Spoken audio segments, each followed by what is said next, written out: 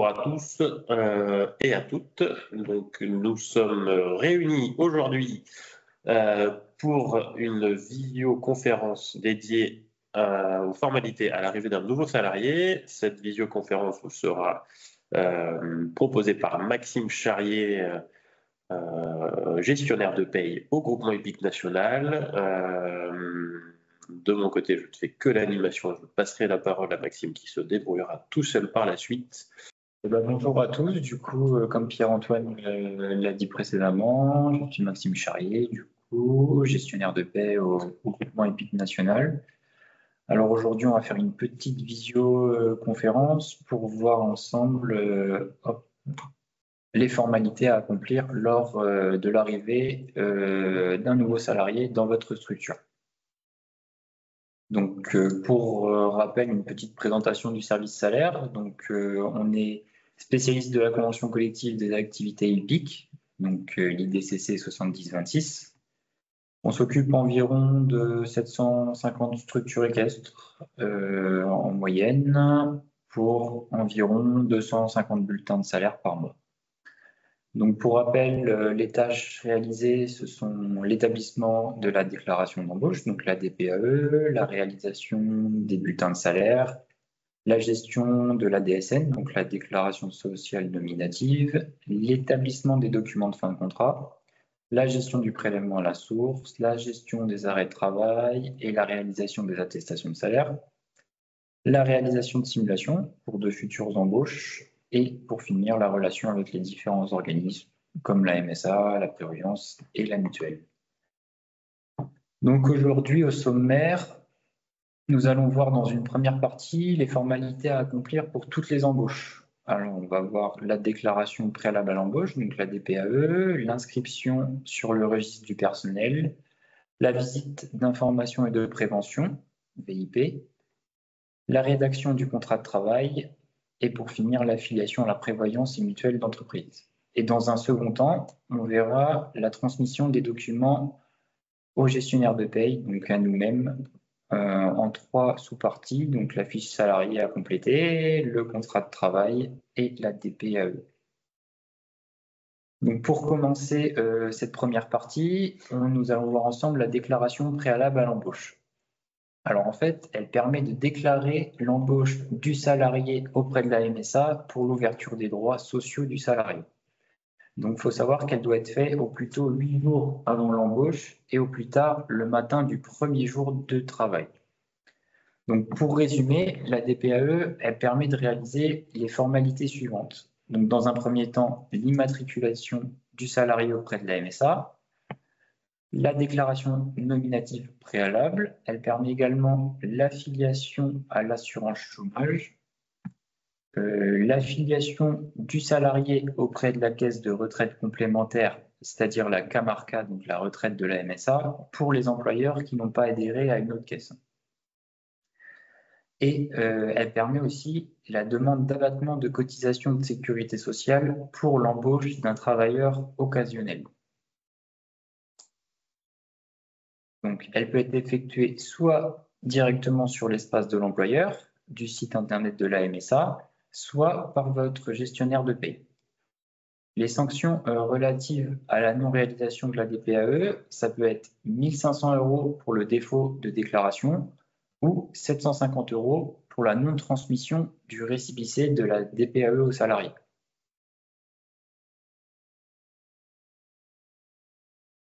Alors là, on va voir un exemple de DPAE. Donc, la première DPAE, c'est une DPAE que nous faisons pour nos adhérents, donc directement générée par notre logiciel de paie qu'on transmet en version EDI, donc dématérialisée à la MSA. Ensuite, nous, on vous transmet une copie qui sera pour vous et une copie pour votre salarié. Et à droite, on a une DPAE qui est faite directement via votre espace MSA. Donc, vous saisissez directement en ligne. Donc, sur cette DPAE, on va retrouver un premier paragraphe pour l'employeur avec l'identification de la structure. Un deuxième sur le salarié, avec tout ce qui va être les informations relatives au salarié, donc le nom, la date de naissance, le lieu de naissance. Après, les informations sur l'embauche et l'emploi, où on va retrouver la date d'embauche, l'emploi occupé, la convention collective, le type de contrat, la durée du contrat de travail, et après, les informations relatives, s'il est cadre, dispense de complémentaires santé, etc. Donc maintenant, on va passer à l'inscription sur le registre du personnel. Donc il faut savoir que c'est un document dans lequel sont notées toutes les entrées et toutes les sorties des salariés de l'établissement. Il doit être tenu à disposition de l'inspection du travail en cas de contrôle et comporter pour chaque salarié dans l'ordre d'embauche les mentions suivantes. Alors, on va retrouver le nom et prénom, la nationalité, la date de naissance, le sexe, l'emploi occupé, la qualification, la date d'entrée et de sortie de l'établissement, la date d'autorisation de l'embauche ou du licenciement lorsqu'elle est requise, et le type et le numéro d'ordre du titre valant d'autorisation de travail pour les salariés étrangers, donc hors Union européenne. Pour certains salariés, il va y avoir des mentions complémentaires qui vont être ajoutées. Donc, pour les salariés en alternance apprentis, contrat de professionnalisation. On va retrouver aussi en plus les contrats à durée déterminée, donc les salariés à temps partiel, et on va retrouver aussi les salariés sous contrat intermittent. Donc le registre du personnel, il est disponible gratuitement sur le site du GHN. Donc vous pouvez le retrouver directement dans l'onglet de la base documentaire, ou sinon vous pouvez le demander directement au gestionnaire de paye ou à une collègue juriste ou même à l'administratif. Maintenant, on va passer à la visite d'information et de prévention. On appelle aussi la VIP. Donc, il faut savoir que tout salarié doit faire l'objet d'une visite d'information et de prévention dans les 3 mois qui suivent le début de l'exécution du contrat.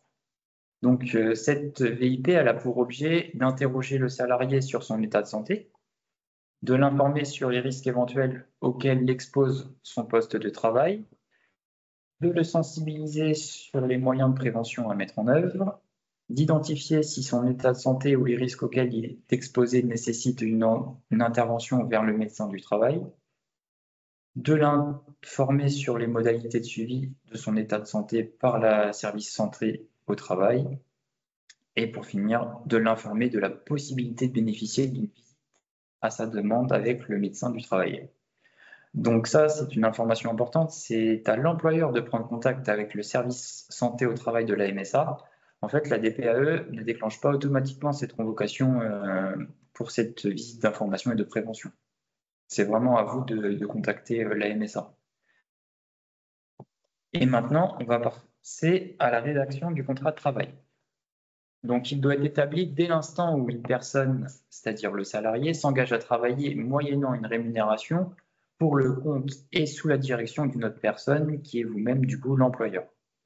On va retrouver plusieurs types de contrats. On va retrouver le CDI, le CDD, le contrat d'apprentissage avec un apprenti, le contrat de professionnalisation, les contrats aidés avec France Travail et le contrat intermittent.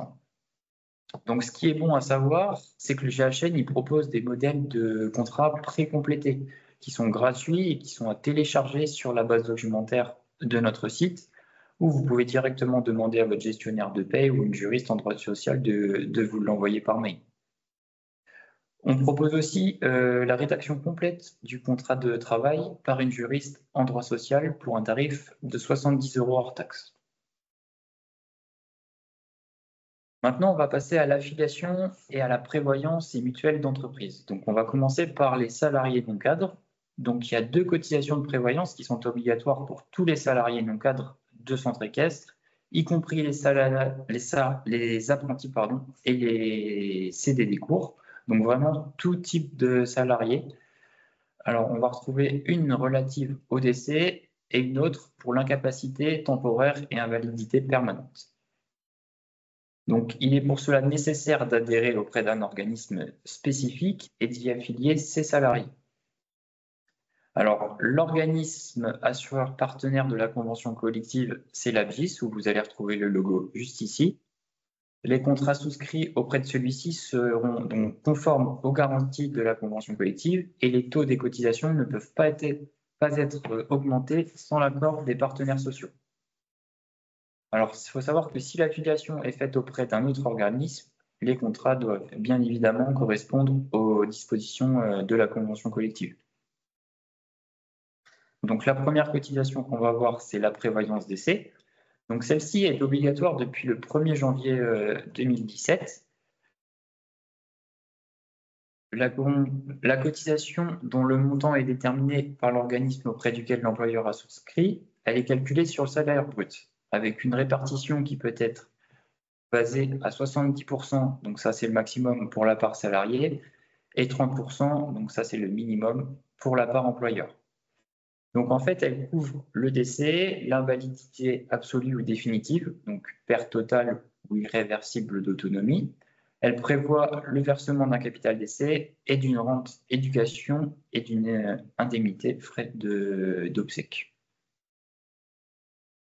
Maintenant, on va voir la seconde cotisation, qui est la garantie en cas d'incapacité temporaire ou d'invalidité permanente. Donc, depuis le 1er octobre 2021, les salariés non cadres doivent être affiliés à une prévoyance, leur permettant de percevoir en cas d'arrêt maladie des indemnités journalières, donc en complément de celle de la MSA, une fois que le maintien de salaire obligatoire de l'employeur est terminé. Donc là, dans le cas de la BIS, c'est la BIS qui va prendre le relais à la fin de la MSA pour verser les indemnités. La durée du versement dépend de l'ancienneté du salarié. Elle permet également de percevoir une rente ou une pension dans le cas d'une invalidité permanente. Donc, les cotisations de cette prévoyance, elles sont basées sur le salaire brut et réparties de manière suivante. Donc, pour l'incapacité, elle est financée à 100% par le salarié et pour l'invalidité, elle est financée à 100% pour l'employeur. Donc, les sanctions si vous n'avez pas de contrat pour ces deux cotisations. En cas de non-affiliation, le centre équestre s'expose à devoir prendre en charge l'intégralité des sommes que n'aurait pas perçues le salarié ou ses ayants droit en cas de décès, d'invalidité ou d'incapacité. Maintenant, on va passer au salarié cadre. Alors, il faut savoir qu'un salarié passe cadre au niveau de la sécurité sociale à partir du coefficient 150, c'est-à-dire l'enseignant. Il y a donc des cotisations supplémentaires obligatoires. On va retrouver la prévoyance, la retraite supplémentaire, la mutuelle et la cotisation d'APCITA. Donc l'organisme qui est recommandé par la convention collective, c'est la CPCEA, donc une filiale du groupe Agrica, où vous pouvez retrouver le logo juste ici. Donc maintenant, on va passer à la mutuelle des salariés. Donc, il faut savoir que depuis le 1er janvier 2016, tous les employeurs du secteur privé, ainsi que les associations, ont l'obligation de proposer une couverture complémentaire santé collective à leurs salariés, qu'ils soient cadres ou non cadres, comme on a vu précédemment.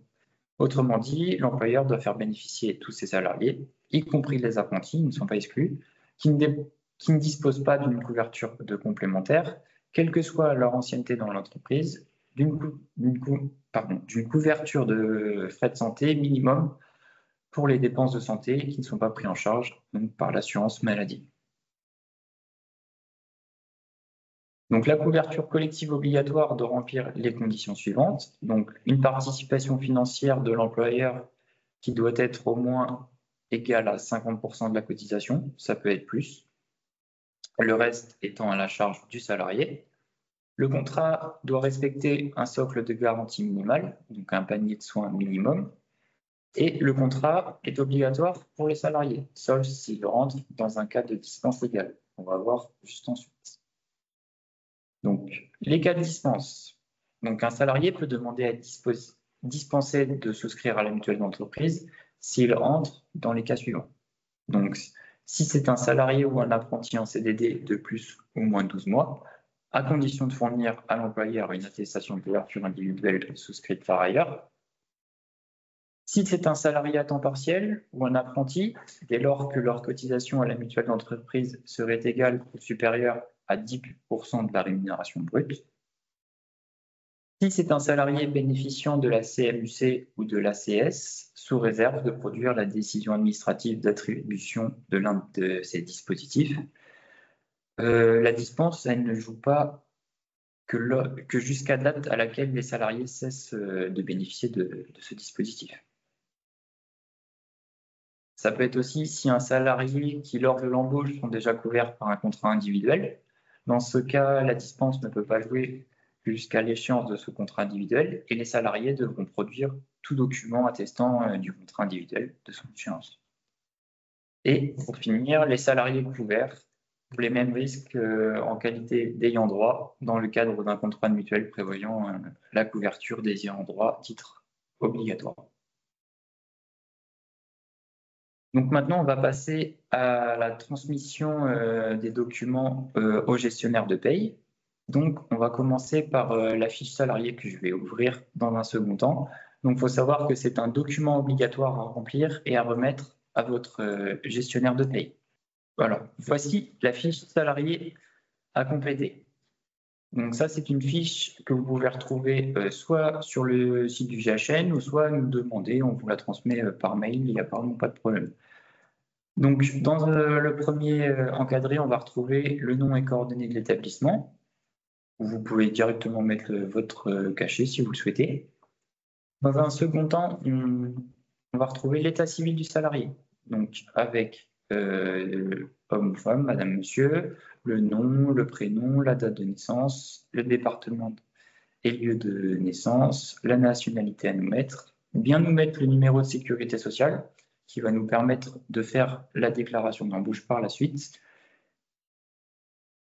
Ensuite, l'adresse du salarié à compléter, bien nous mettre l'adresse mail pour la création du coffre-fort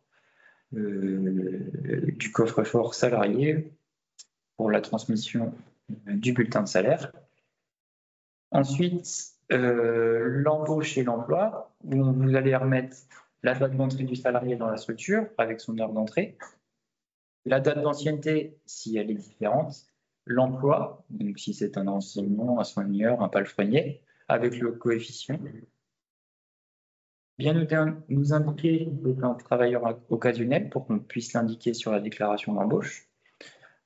Et ensuite, vous allez nous indiquer quel type de contrat vous avez conclu avec. Donc si c'est un CDI, un CDD avec le motif, donc si c'est activité saisonnière, surcroît au remplacement, avec la date de fin juste ici, un contrat aidé, un contrat d'apprentissage, et pour finir, les contrats d'engagement éducatif, donc les CE.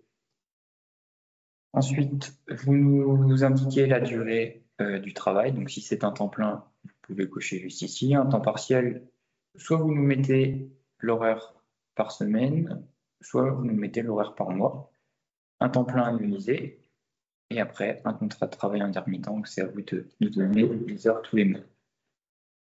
Ensuite, un petit encadré pour la rémunération. Donc là, soit vous nous mettez le salaire mensuel que vous avez conclu ensemble, soit le taux horaire.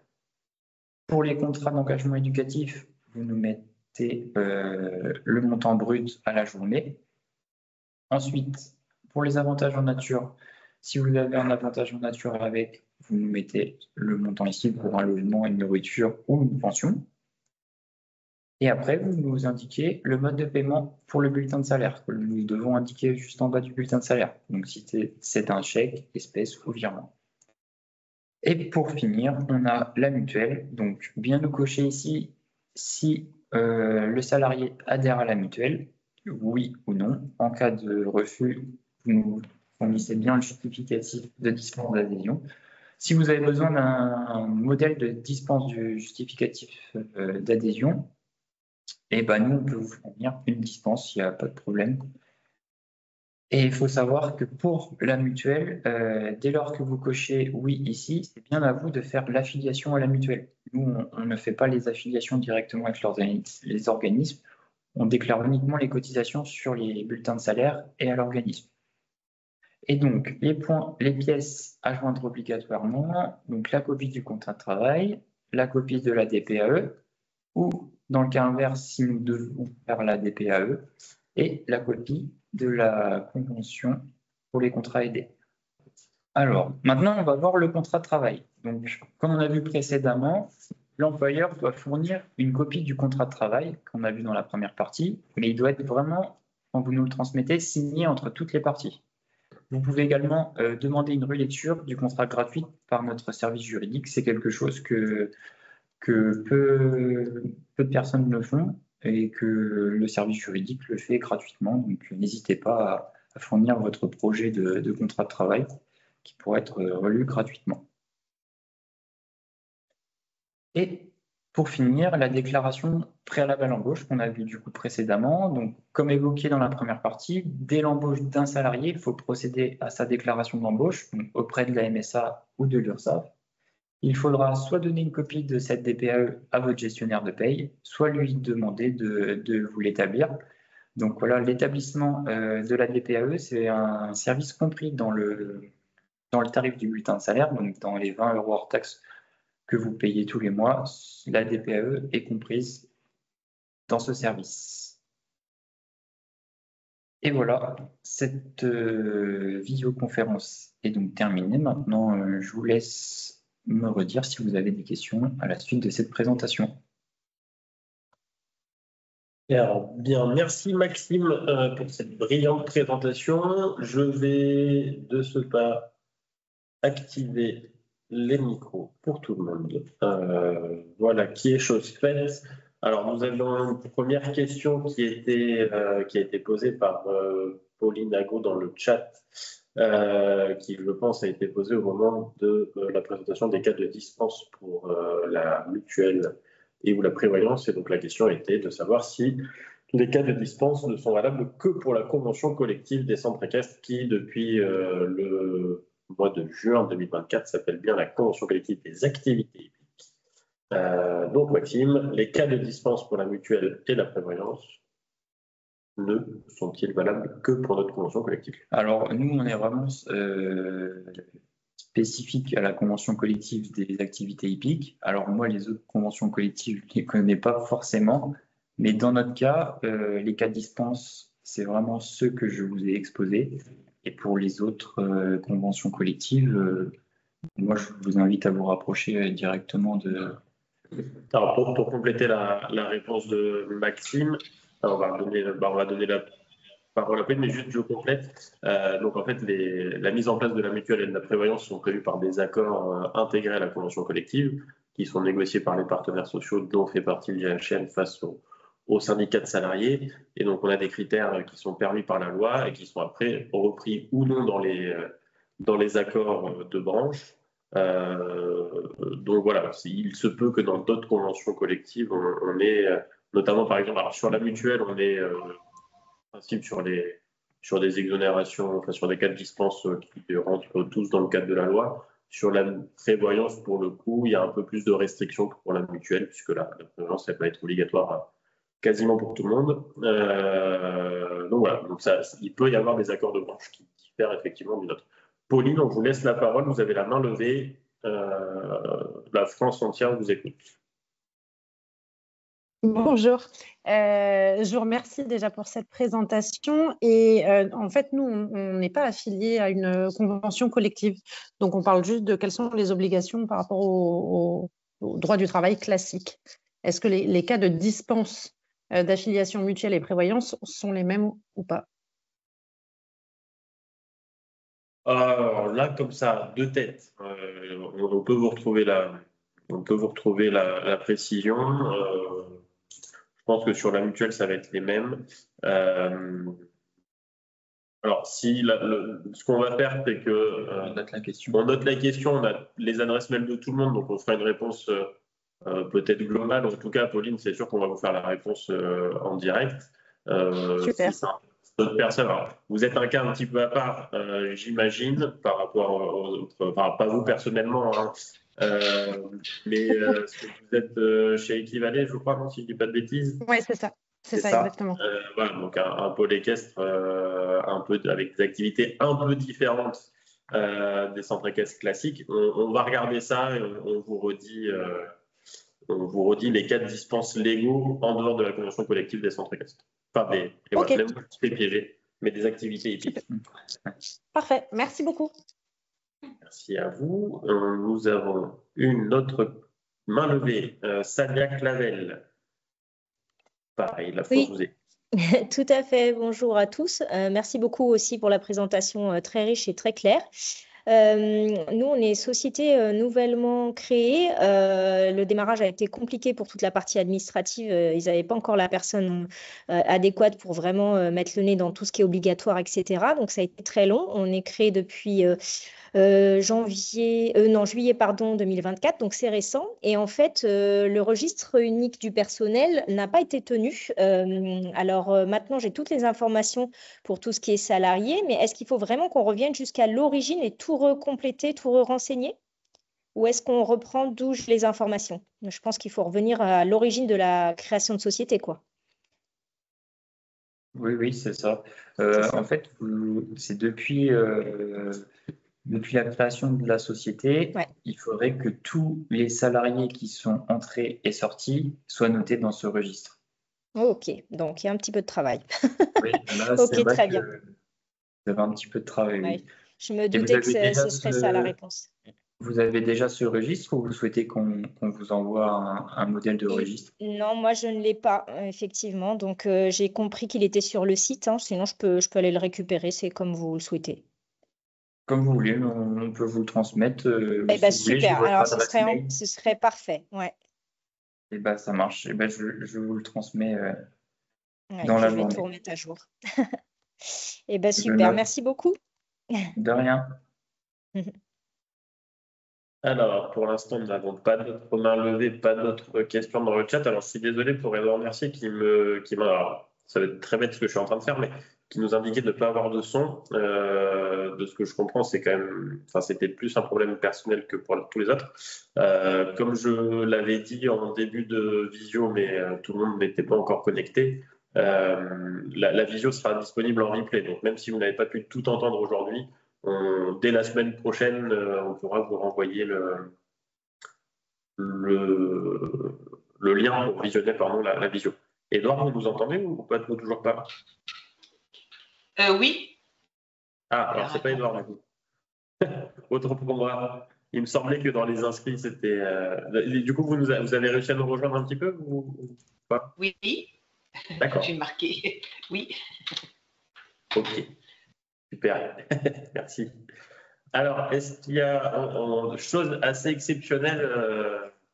Nous sommes dans les délais, ce qui est plutôt une bonne chose. Est-ce qu'il y avait encore des questions qui seraient à sortir, soit dans la conversation, soit en prenant la parole? Eh bien, alors peut-être Maxime, tu peux nous remettre tes coordonnées, puisque tu as zappé cette dernière diapo qui est quand même ô combien importante. Voilà, vous pouvez retrouver tous mes coordonnées. Tu as arrêté le partage, Maxime, il faudrait que tu nous remettes le partage. Mince. Alors, donc Maxime, juste pour peut-être conclure, le temps qu'il nous retrouve ses coordonnées, Maxime est un des 5 gestionnaires de paye du GHN que vous pouvez contacter donc, soit pour des questions relatives à ce qu'on vient de voir, soit pour d'autres questions relatives au service salaire du GHN. Et si Maxime, si vous avez la chance d'avoir Maxime en gestionnaire de paye, vous connaissez ses coordonnées par cœur. Si vous avez la chance d'avoir une de ses collègues en gestion de vos dossiers, vous connaissez également les coordonnées. Mais pour les personnes qui ne seraient pas encore au service salaire, Maxime sera votre porte d'entrée pour vous présenter le service dans son ensemble. Voilà, c'est ça. Si vous avez une question sur la création d'un nouveau dossier ou des informations sur la venue d'un centre ECAF, eh ben, vous pouvez me contacter sur ce numéro et cette adresse mail, donc le 02 36 14 71 04, et à l'adresse mail paye4@jhn.com et .fr. Voilà. Et pour toute question plus générale sur GHN ou pas forcément sur la paye, vous avez également l'adresse générale en bas de la slide, info@jhn.com.fr, et le numéro du standard que vous connaissez très certainement par cœur, le 02 54 83 02 02. Et ben voilà. Une note de la fin pour Maxime. Une bonne journée. Et puis, n'hésitez pas à revenir vers nous si vous avez des questions relatives soit à ce webinaire ou pour d'autres questions sur la paye en général. Merci à tous, bonne journée. Merci, au revoir.